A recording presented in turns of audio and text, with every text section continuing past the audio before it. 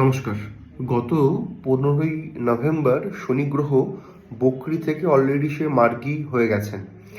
এই মার্গী প্রভাবের জন্য এই কটা রাশির যারা জাতক জাতিকারা রয়েছেন তারা সতর্কতা অবলম্বন করবেন আগামী 30 মার্চ 2025 অবধি। কি করবেন? যারা কর্কট রাশির জাতক জাতিকা রয়েছেন, আপনাদের বিজনেসের ক্ষেত্রে খুব ভাবনা চিন্তা করে আপনারা ডিসিশন নেবেন।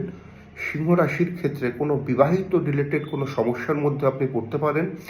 বিয়ে সংক্রান্ত বা বিয়ের দেখাশোনার জন্য এই সময় অবধি শুভ সময় সিংহ রাশির অ্যাসপেক্টে অবশ্যইভাবে কিন্তু লক্ষ্য করা যাচ্ছে না।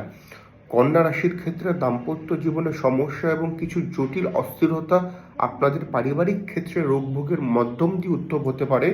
সেই বিষয়ে সঠিকভাবে সতর্কতা এবং ভালো ডাক্তারবাবুদের পরামর্শ গ্রহণ করুন কন্যা রাশির জাতক এবং জাতিকারা।